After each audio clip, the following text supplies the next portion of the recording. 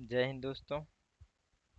आज हम भारतीय राज्य व्यवस्था के अंतर्गत चैप्टर 10, ठीक है, संविधान का संशोधन, इसको हम लोग देखेंगे। ठीक है, पूरा सीक्वेंस में चल रहे हैं लगातार। अब हमारा ये चैप्टर 10 आ गया है। इसी तरीके से हम लोग सीक्वेंस में चलेंगे। तो चलिए इसको शुरू करते हैं। अब संविधान संशोधन, ठीक है। देखिए, हम लोग अभी तक जो जो इसमें संविधान का जो भाग है वो सीक्वेंस में पढ़ रहे थे, लेकिन ये जो है हमारा संविधान संशोधन जो है उसको हम लोग भाग 20 डायरेक्टली देख रहे हैं। ये इसलिए देख रहे हैं क्योंकि बार बार देखेंगे आप, बीच में हम लोगों को संविधान का संशोधन आता है। किसी भी चैप्टर को आप पढ़ेंगे तो उसमें देखेंगे कि बार बार संविधान का बात आएगा, आपको संविधान संशोधन का बात आएगा। तो हम लोग क्या करते हैं, उसको पहले ही एक बार अच्छे से समझ लेते हैं कि संविधान संशोधन क्या होता है, ठीक है। तो याद रखेंगे कि जो संविधान संशोधन है वो भाग 20 अनुच्छेद 368 है, ठीक है।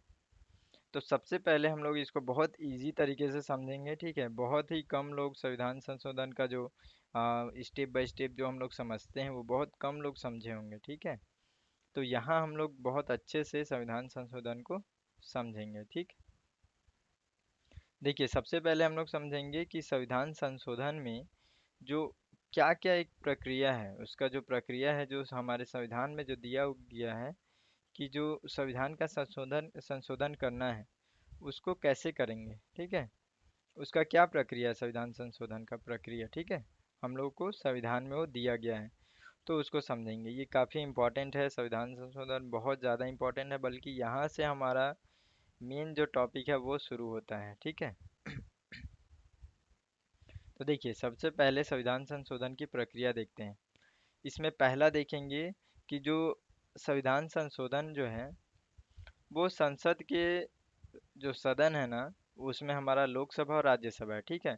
आप याद रखें कि कभी भी राज्यों के जो विधानसभा जो बना होता है उसमें कभी भी संशोधन पारित नहीं कर सकते, या संशोधन के लिए जो विधेयक है उसको पेश नहीं कर सकते हैं, ठीक है।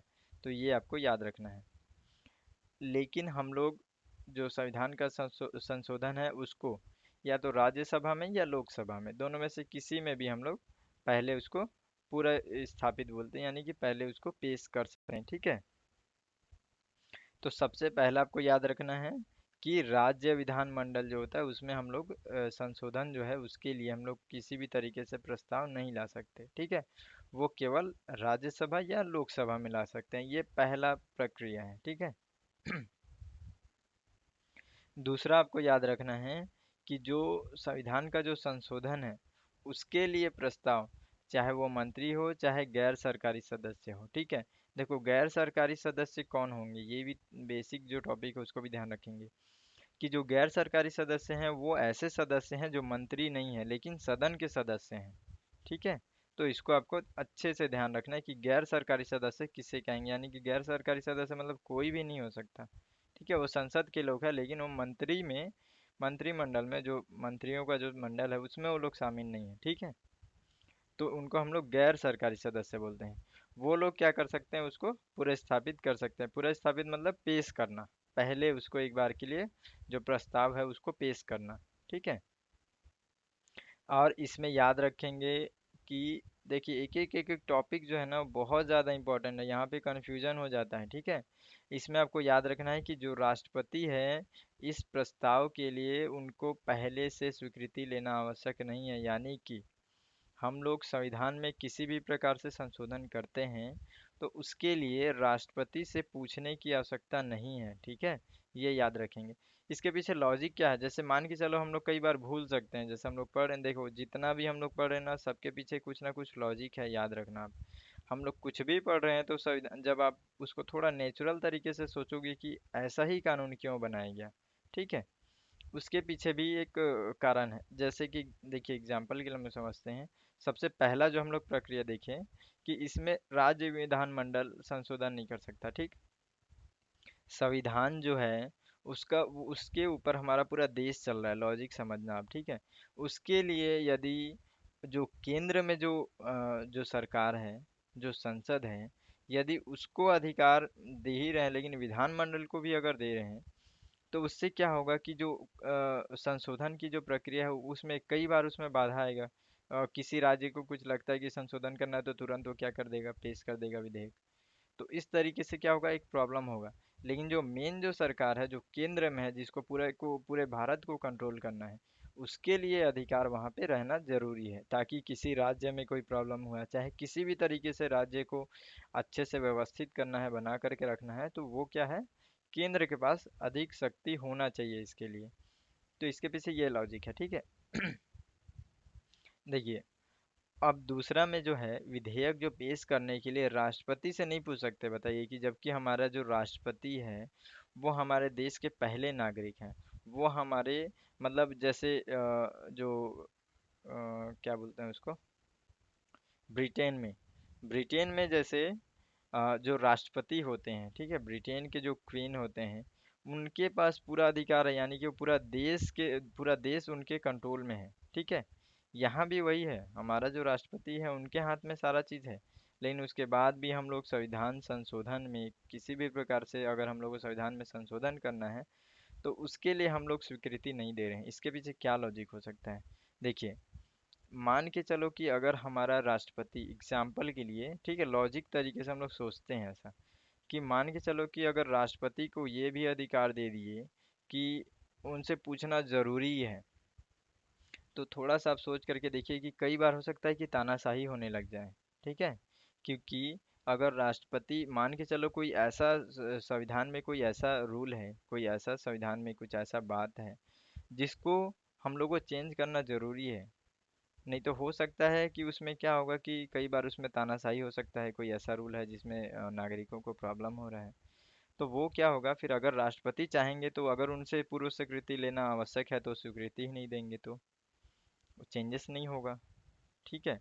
तो हमारा जो जो हमारे जो देश का जो मूल जो भावना है कि हम लोग लोकतंत्र हैं, ठीक है, तो वो कहाँ जाएगा फिर, एक तरीके से क्या होगा, तानाशाही हो जाएगा। कोई ऐसा रूल बन गया है जिसको अब संशोधन करना है, जो संविधान में कुछ ऐसा चीज ऐड कर दी है जिसको हम लोग को संशोधन करना जरूरी है, वो जरूरी नहीं, वो राष्ट्रपति का स्वीकृति के बिना नहीं हो पाएगा, या फिर चाहे राष्ट्रपति अगर नहीं चाहेंगे तो नहीं हो पाएगा।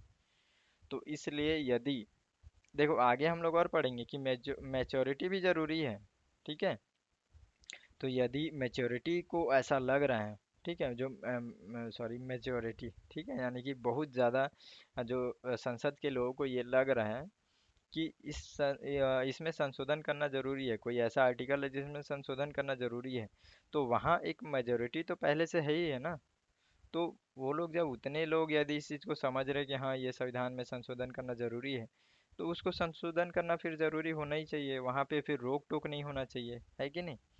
तो इसलिए यहाँ पे ये लॉजिक है कि राष्ट्रपति को भी ये अधिकार नहीं है कि अब उनको अगर स्वीकृति नहीं लेंगे तो ये पारित नहीं हुआ, ऐसा नहीं है, उनको स्वीकृति लेने की जरूरत नहीं है, ठीक है। ये आप बहुत अच्छे से ध्यान रखना इस लॉजिक को, ये इसमें मैं ज़्यादा फोर्स दे करके थोड़ा थोड़ा सा वीडियो लंबा हो सकता है, लेकिन ये बहुत ज़्यादा इंपॉर्टेंट है, ठीक है, इसलिए मैं इसको अच्छे से बता रहा हूँ। तो ये हो गया दूसरा प्रक्रिया, क्या हो गया, या तो मंत्री या गैर सरकारी सदस्य, कोई भी उसके लिए, किसी को भी यदि लगता है कि हाँ हमारे जो संविधान में ये संशोधन करना जरूरी है, मतलब वो उसके लिए प्रस्ताव पेश कर सकता है, ठीक है, चाहे वो राज्यसभा हो लोकसभा हो।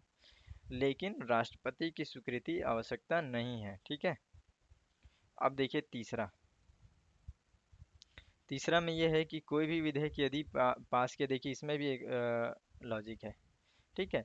जब इंदिरा गांधी के समय में 1976, जब हम लोगों का ये आपातकाल की स्थिति थी, उस समय देखेंगे कि थोड़ा सा तानाशाही हो गया था।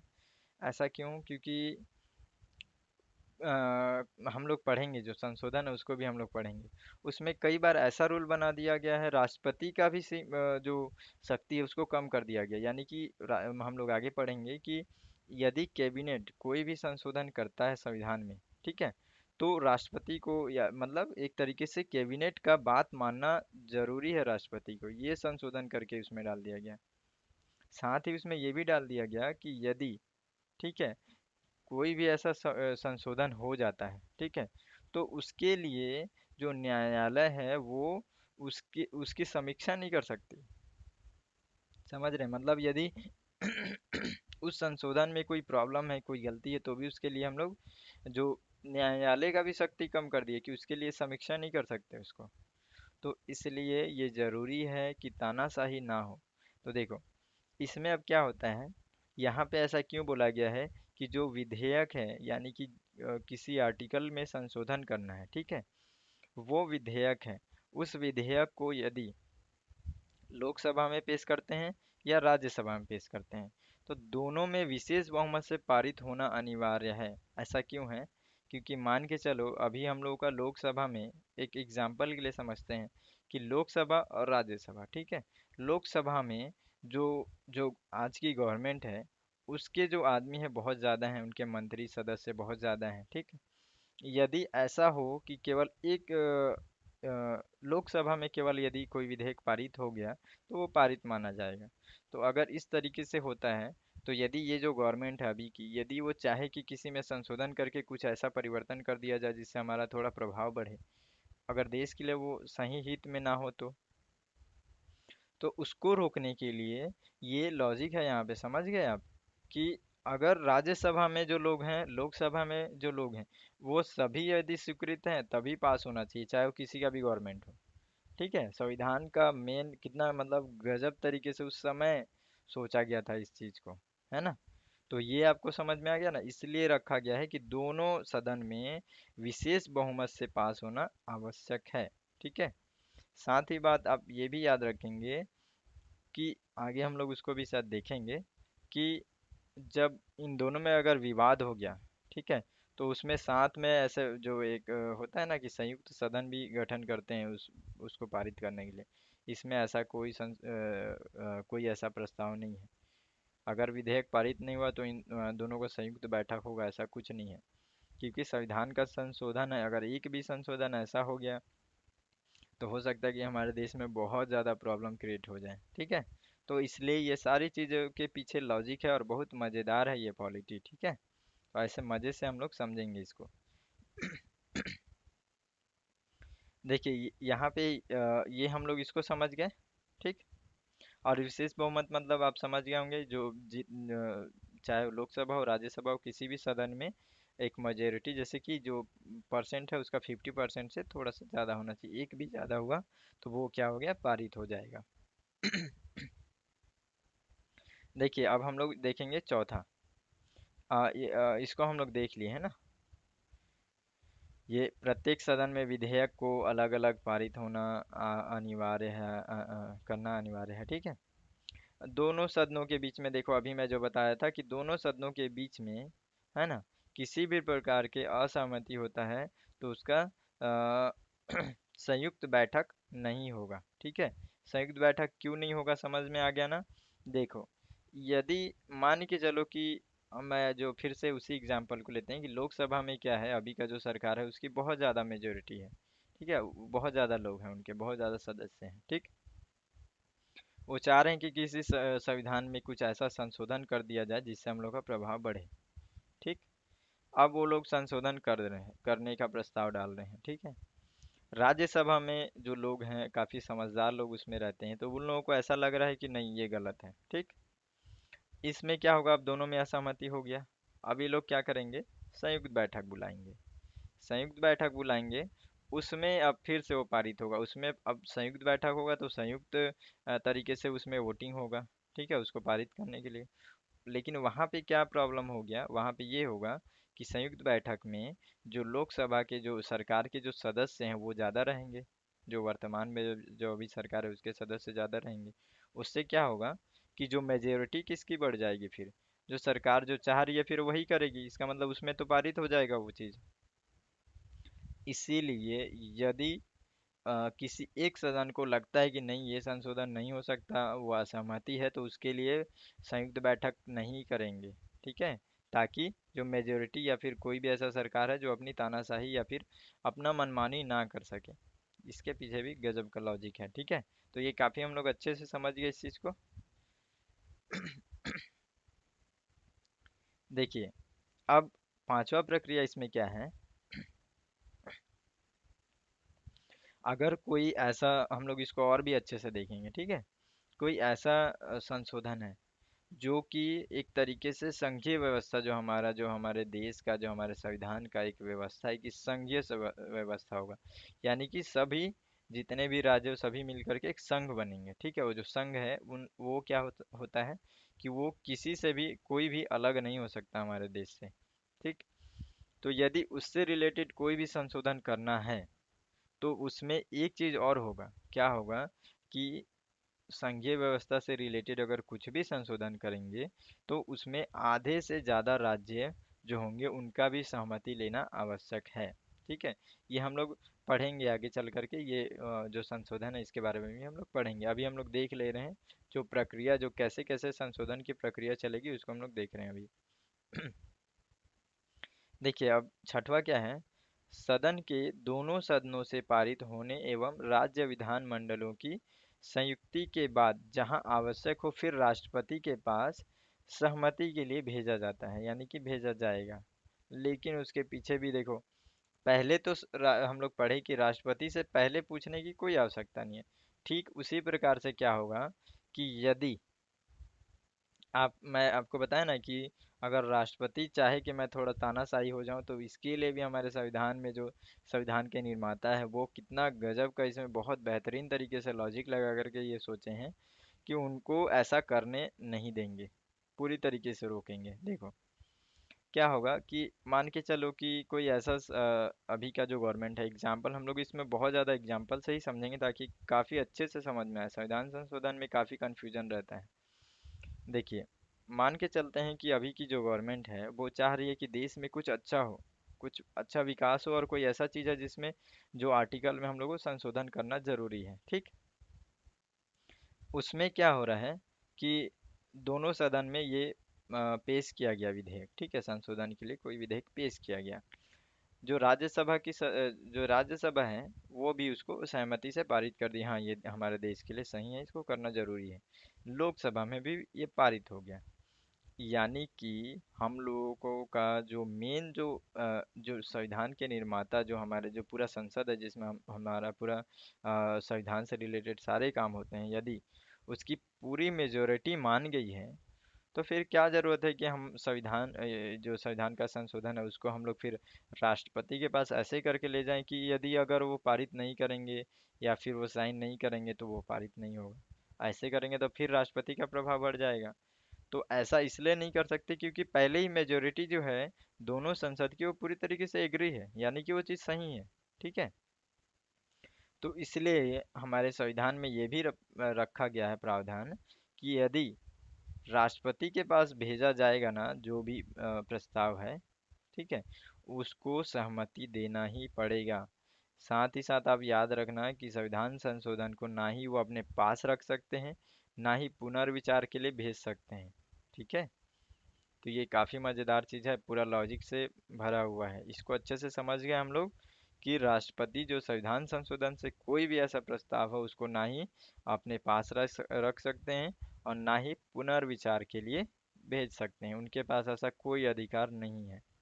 ये हम लोग को बहुत अच्छे से क्लियर हो गया ना। ये हम लोग को प्रक्रिया क्लियर हो गया। अब देखो इसमें हमारा जो संविधान का संशोधन है उसको हम लोग अब उसकी कितनी प्रक्रिया है, उसकी तीन प्रक्रिया हैं। ठीक है। तो पहले हम लोग देखेंगे साधारण बहुमत के द्वारा। याद रखना कि जो हमारा 368 जो आर्टिकल है उसमें हमारा जो साधारण जो बहुमत होता है संशोधन के लिए उसको हम लोग 368 के अंतर्गत नहीं मानते हैं। ठीक है।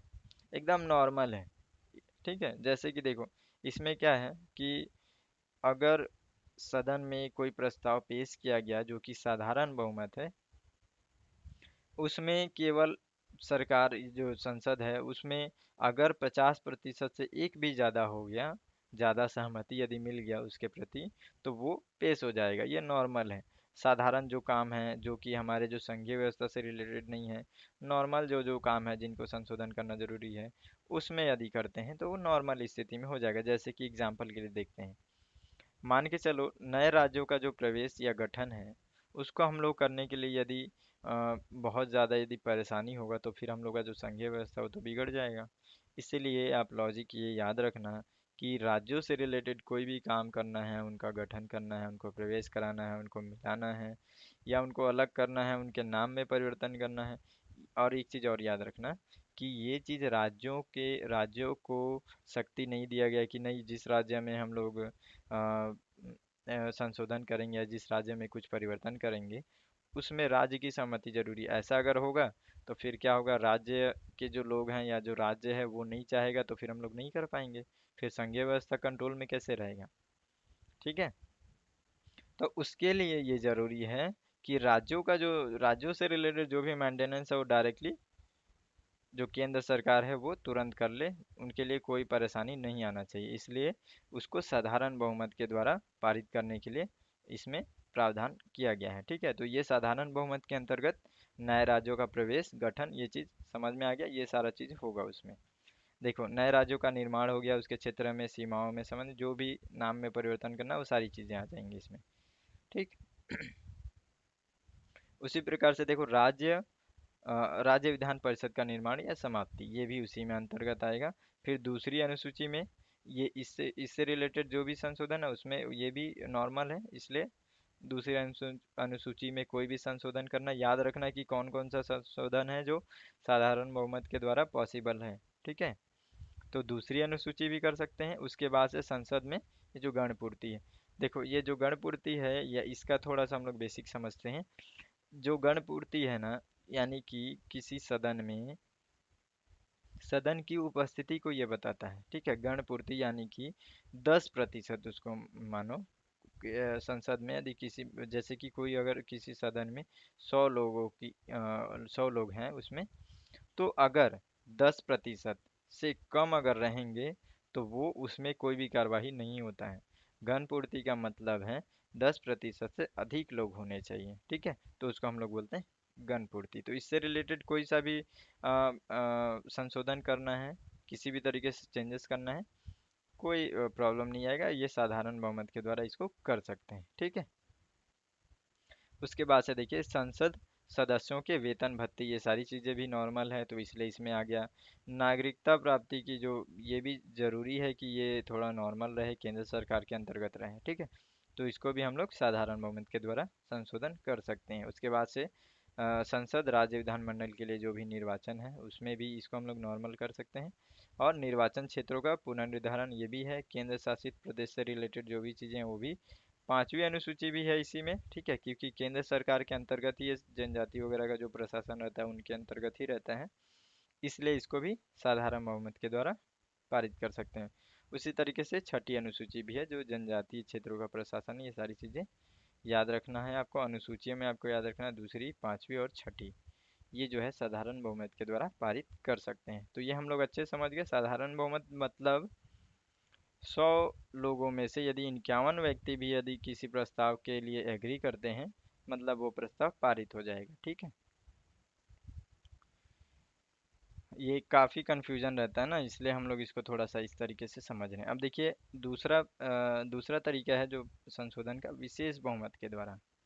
इसमें काफ़ी कन्फ्यूजन रहता है ना, बहुत बहुत कम लोग इसको समझेंगे कि इसमें कैसे संशोधन की प्रक्रिया। देखिए ये 368 के अंतर्गत ये आता है। ठीक है, जो विशेष बहुमत है उसके अंतर्गत दो शर्तें हैं उसमें संशोधन करने के लिए। ठीक है, सबसे पहला है सदन के, देखो थोड़ा सा एकदम अच्छे से शब्द को समझना कि संसद के प्रत्येक सदन के, ठीक है, यानी कि कुल सदस्यों का बहुमत। एग्जाम्पल के लिए यदि हमारे जो लोकसभा है उसमें 545, ठीक है, 545 लोग हैं उसमें टोटल। ठीक, तो पहला जो शर्त ये है कि यदि एग्जाम्पल के लिए समझना, ठीक है, यदि 545 लोग हैं तो 545 लोग सभी आ गए, एक जो लोकसभा में सभी लोग आ गए हैं। ठीक है, और जो प्रस्ताव है जिसमें संशोधन करना है उस पे विचार हो रहा है, यानी कि 545 लोग हैं और 545 लोग पूरा उपस्थित हैं, पूरा 100% यदि उपस्थिति है तो वहाँ पे जो प्रस्ताव होगा वो सिंपल सा वही प्रस्ताव होगा कि 545 अगर हैं तो उसका 50% से 1% भी अगर ज़्यादा हो गया उसमें बहुमत हो गया तो वो पारित हो जाएगा। ये पहला कंडीशन है। यानी कि अगर जो लोकसभा में मान के चलो 100 लोग हैं, 100 के 100 लोग आए हैं वहाँ उपस्थित हैं, ठीक है, तो वहाँ से 51 लोग अगर एग्री करते हैं तो वो प्रस्ताव पारित हो जाएगा। ये पहला शर्त है। दूसरा शर्त क्या है कि यदि सदन में कोई भी सदन हो, उसमें क्या है कि यदि 100 लोगों की वहाँ पे जगह, वहाँ 100 लोग उसके सदस्य हैं, लेकिन उसमें से 100 लोग नहीं आए हैं, ठीक है, 90 लोग जो भी आए हैं, अगर एक कम आया है तो भी ठीक है, नहीं आए हैं, तो उस समय क्या होगा कि जो प्रस्ताव जो पेश किया जाएगा उसको उसमें 2/3 बहुमत जरूरत है, ठीक है, यानी कि यदि 100% लोग नहीं आए हैं, उससे कम आए हैं, तो वहाँ पे 2/3 बहुमत की आवश्यकता होती है, ठीक है, यानी कि 100 लोग की थी, 100 लोगों का वहाँ पे उपस्थिति होना जरूरी था, लेकिन 100 लोग नहीं आए, 99 लोग आए हैं, एक लोग नहीं आए हैं, ठीक है, तो भी उसको हम लोग को क्या करना पड़ेगा, यानी कि मान के चलो 66 लोगों का एग्री होना चाहिए, ठीक है, 2/3, ठीक। तो ये आपको ध्यान में रखना है, ये दूसरा कंडीशन है। यानी कि एक तरीका ये है कि सदन के पूरे लोग उपस्थित हैं तो 51% में पास हो जाएगा। यदि कुल जो टोटल 100% लोग अगर उपस्थित नहीं हैं तो उसमें 2/3 बहुमत के द्वारा पारित होगा। ये भी हम लोग को विशेष बहुमत का द्वारा जो संशोधन है काफ़ी अच्छे से आप लोग समझ गए ना इसको भी, तो ये क्लियर हो गया। उसके बाद से देखिए, जो विशेष बहुमत के अंतर्गत है उसका एग्जाम्पल ये है कि जो मूल अधिकार है, ठीक है, मूल अधिकार का जो संशोधन करना है वो हमारा विशेष बहुमत के अंतर्गत आएगा, ठीक है। देखिए जो यहाँ पे थोड़ा सा लॉजिक याद रखेंगे, यहाँ पे क्या एग्जाम्पल कम है, लेकिन और भी बहुत सारी चीज़ें हैं जिनको हम लोग विशेष बहुमत के द्वारा संशोधन करते हैं। देखिए थोड़ा सा ध्यान देंगे, यदि कहीं ऐसा ऑप्शन में आता है तो देखेंगे ऐसा कोई चीज़ जो एकदम नेसेसरी है, एकदम ज़रूरी है, इसको संविधान में रखना ज़रूरी है, और इसमें चेंजेस करने के लिए भी ज़्यादा स्ट्रगल भी होना चाहिए, यदि आपको ऐसा लगता है तो वहाँ पे आप ध्यान रखेंगे कि उसको विशेष बहुमत के द्वारा ही किया जाएगा, ठीक है। देखिए इसमें और आता है राज्य के नीति निर्देशक तत्व, ठीक है, और और जो हमारा जो साधारण बहुमत, ये जो प्रथम और तृतीय श्रेणी ये है, इसका मतलब ये है कि जो हमारा जो साधारण बहुमत के द्वारा हो रहा है उसको छोड़ देंगे, और जो एक तीसरा अभी मैं जो बताऊंगा उसके अंतर्गत जो हो रहा है उसको छोड़ देंगे, उसके बाद जो सारा जो भी बचेगा वो सारा चीज़ विशेष बहुमत के द्वारा संशोधन किया जाएगा, ठीक है। इसमें लॉजिक आपको यही रखना रखना है कि जो आर्टिकल बहुत ज़्यादा इंपॉर्टेंट है, आपको भी लगता है कि हाँ इसको चेंजेस करने से प्रॉब्लम हो सकता है, तो वो समझना कि आप विशेष बहुमत के अंतर्गत उसको चेंज किया जाएगा। अब हमारा लास्ट जो आता है इसमें तीसरा जो है, तीसरा जो प्रक्रिया है विशेष बहुमत, ठीक है। विशेष बहुमत एवं राज्यों की स्वीकृति, यानी कि ये हमारा थर्ड मेथड है, जो कि हम लोगों को जो चेंजेस अगर करना है किसी भी आर्टिकल में, तो इसमें एक लॉजिक आप याद रखना है कि इसमें जितने भी चेंजेस होंगे वो लगभग ऐसे चेंजेस रहेंगे जो कि हमारे संघीय व्यवस्था से जुड़े होंगे, जो कि बहुत ज़्यादा इंपॉर्टेंट होंगे। अगर उसको चेंजेस किए तो समझ लो कि उसमें हमारा संघीय व्यवस्था प्रॉब्लम में आ जाएगा, या जो संप्रभुता टाइप का जो हमारा जो चीज़ है, लोकतंत्र है, इस तरीके की अगर इसमें से रिलेटेड कुछ भी चेंजेस है, समझ लो कि उसमें आधे राज्यों की भी स्वीकृति आवश्यक है, ठीक है। यहाँ क्या है, मेजोरिटी को बढ़ा दिया गया है ताकि तानाशाही ना बढ़े, कोई ऐसा संशोधन ना हो जाए जिसमें कि हमारा जो संघीय व्यवस्था है, लोकतंत्र है, संप्रभुता है, या हमारा कुछ ऐसा जो नागरिकों के लिए बहुत ज़्यादा परेशानी है, बल्कि पूरा देश खतरे में आ जाए। तो ऐसा संशोधन के लिए राज्यों की, आधे राज्यों की भी स्वीकृति लेना आवश्यक है, ठीक है। देखिए इसमें एग्जाम्पल क्या है, राष्ट्रपति का निर्वाचन एवं उनकी प्रक्रिया। यहाँ पे ये याद रखना है कि जैसे जो अगर हम लोग मान के चलो जो आधा राज्य है उनका अगर स्वीकृति लेना है, तो उनको ज़रूरत नहीं है विशेष बहुमत, नॉर्मल साधारण बहुमत से वो लोग अगर उसमें मान गए, वो लोग स्वीकार कर लिए उसको, तो पारित हो जाएगा, ठीक है। देखिए राष्ट्रपति से निर्वाचन और उसकी प्रक्रिया जो होगी वो विशेष बहुमत प्लस राज्यों की स्वीकृति के अंतर्गत होगा। उसी प्रकार से केंद्र और राज्य कार्यकारिणी की जो शक्तियों का जो विस्तार है, इससे रिलेटेड अगर कोई भी काम होगा, क्योंकि राज्य और केंद्र इन दोनों में अगर चेंजेस कर रहे हैं तो राज्य भी उसमें जुड़ा हुआ है, केंद्र भी, तो इस संघीय व्यवस्था के अंतर्गत आ गया। तो इसलिए उसको चेंजेस करने के लिए राज्यों को भी स्वीकृति लेना होगा। ठीक है। साथ ही साथ देखो उच्चतम न्यायालय, उच्च न्यायालय बहुत ज़्यादा इंपॉर्टेंट है, क्योंकि कोई भी देखो, अभी हम लोग मैं बताया था ना कि जो आपातकाल की स्थिति थी उस समय जो संशोधन किया गया 42वां संविधान संशोधन, उसमें क्या किया गया, उच्च न्यायालय उच्चतम न्यायालय की जो शक्ति है उसको थोड़ा सा सीमित करने का प्रयास किया गया। इसलिए और जो उच्चतम न्यायालय है, जो न्यायालय व्यवस्था है, यही तो ऐसी व्यवस्था है जिसमें हमारे संविधान में अगर कोई भी प्रॉब्लम आ रहा है, किसी भी तरीके से गलत तरीके से संशोधन किया जा रहा है या कोई गलत रूल बनाया जा रहा है, तो ये खुद उसकी समीक्षा करके उसको हटा देते हैं, नहीं ये गलत है इसको हटाओ। तो इसलिए इनका जो शक्ति है, इनसे रिलेटेड कोई भी संशोधन करना है तो विशेष बहुमत प्लस राज्यों की स्वीकृति लेना आवश्यक होगा। ठीक है। देखिए उसके बाद से जो विधायी शक्ति है केंद्र और राज्यों की, ये भी एक तरीके से संघ व्यवस्था के अंतर्गत आ गया, इसीलिए इसको भी हम लोग केंद्र राज्यों के बीच का जो विधायी शक्ति, ये भी हम लोग विशेष बहुमत प्लस राज्यों की स्वीकृति। देखिए सातवीं अनुसूची में देखें आप, जितना भी हम लोग का ये राज्य सूची, समवर्ती सूची, ठीक है, जो केंद्र के जो सूची, ये जो है इन सभी में जो विभाजन है उससे रिलेटेड अगर कोई भी संशोधन करना है, ये भी एक तरीके से संघीय व्यवस्था के अंतर्गत आ जाता है, जो बहुत ज़्यादा इंपॉर्टेंट है। तो उसमें अगर कोई भी संशोधन करना रहेगा तो विशेष बहुमत प्लस राज्यों की स्वीकृति। संसद में राज्यों की प्रतिनिधित्व, ये भी इसके अंतर्गत आएगा। संविधान संशोधन, खुद संविधान में 368 में अगर संशोधन करना है, स्वयं 368 में अगर संशोधन करना है, तो उसके लिए भी विशेष बहुमत। समझ रहे हैं कितना गजब का लॉजिक। यदि अब मान के चलो संशोधन की प्रक्रिया को ही अगर चेंज कर देंगे तो फिर कैसे चलेगा, है ना। तो जो संशोधन की प्रक्रिया है, उसको भी तो सिक्योरिटी रखना जरूरी है ना।